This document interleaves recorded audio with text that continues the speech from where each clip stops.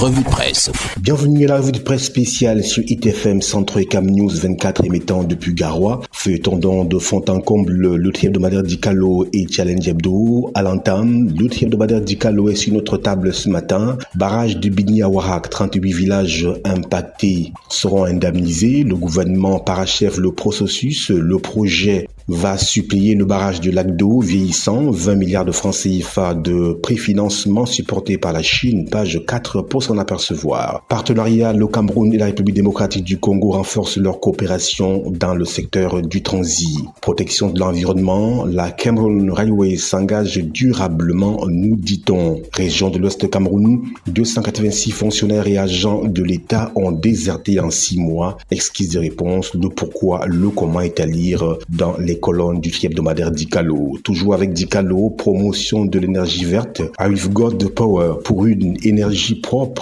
et fiable. Barrage de Bini à Warak, 7 ans après, nous vous le disions en titre, le processus d'indemnisation de 38 villages impactés est finalisé.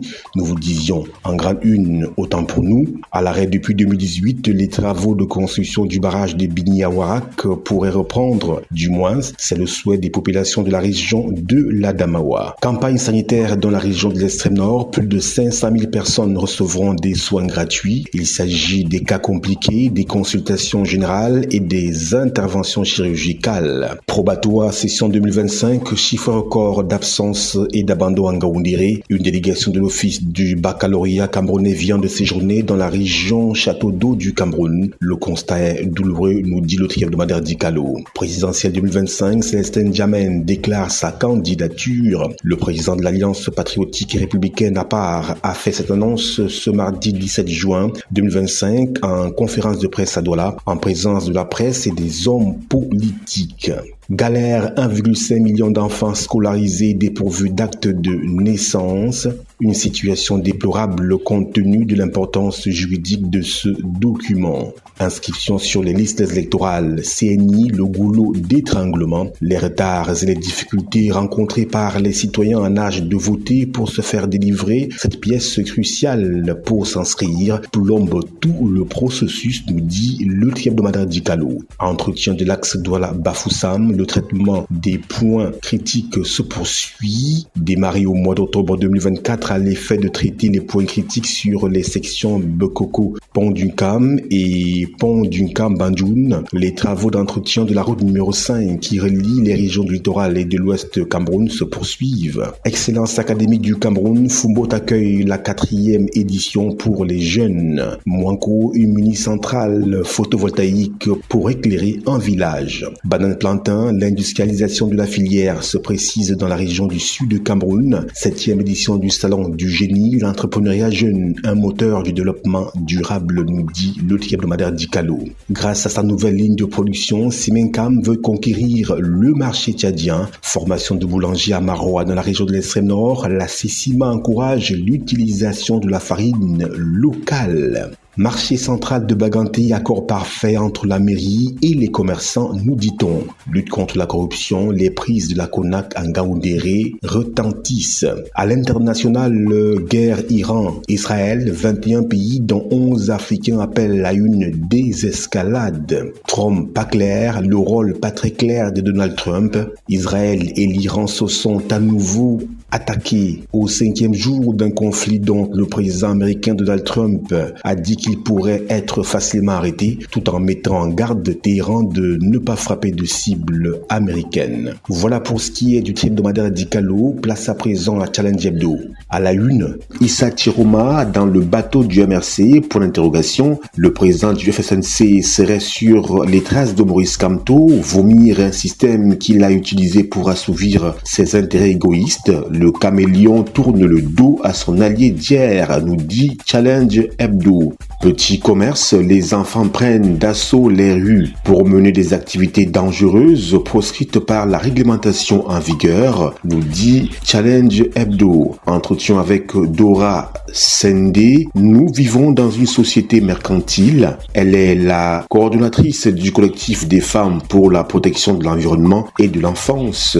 Présidentielle 2025, Issa Chiroma Bakari dans le bateau du MRC pour l'interrogation. Le président du Front du Salut National international est sur la même trajectoire que le chef du mouvement pour la renaissance du Cameroun, vomir un système qu'il a utilisé pour servir ses intérêts égoïstes, comme un caméléon qui tourne le dos à son allié d'hier, nous dit Challenge Hebdo. Toujours avec Challenge Hebdo, pont sur le fleuve Nyon, le MINTP est satisfait un an après le lancement des travaux. Le ministre des Travaux publics Emmanuel Nganou Djoumessi a effectué ce vendredi 13 juin 2025 une visite d'inspection des travaux de construction du pont et ses accès sur le fleuve Nyon à Malombo. Sur le terrain, le maître d'ouvrage n'a pas manqué d'exprimer sa satisfaction face aux travaux réalisés par l'entreprise. Une infrastructure d'une portée économique importante, nous dit-on. Cap vers l'exportation, vers l'industrialisation de la filière banane-plantain, le centre d'incubation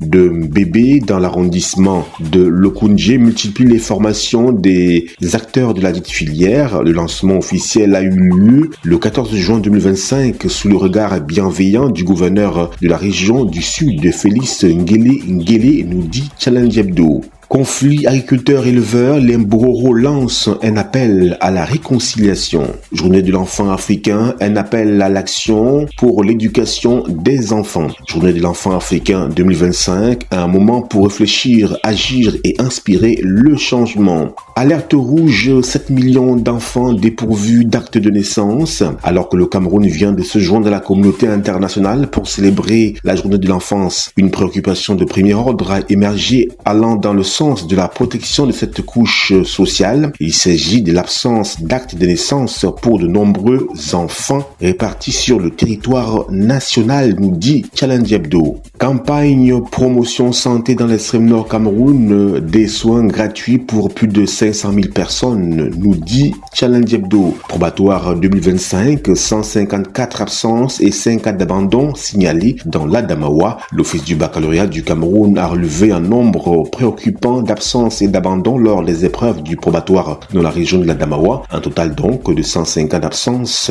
et 5 abandons ont été enregistrés en Gao-Ndéré. Développement durable, une conférence pour les programmes intégrés des forêts critiques.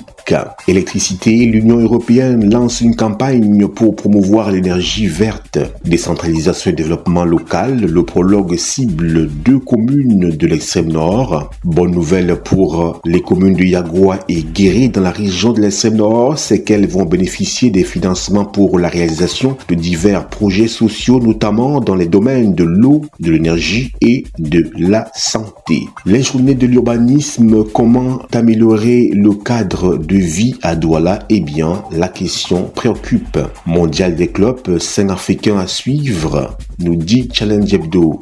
Tour cycliste, l'Algérien Mansouri, vainqueur de la 21e édition Los Angeles 2028, le Comité national olympique et sportif du Cameroun trace la route. Indésirable aux États-Unis, 25 pays africains sur la liste noire de Trump. Washington veut rallonger la liste des interdictions de voyage aux États-Unis. Sommet du G7 vers un consensus pour un appel à la désescalade entre Israël et l'Iran. Point d'interrogation. La guerre entre Israël et l'Iran promet de dominer la réunion du G7 au défi de trouver un positionnement commun autour de l'imprévisible Donald Trump.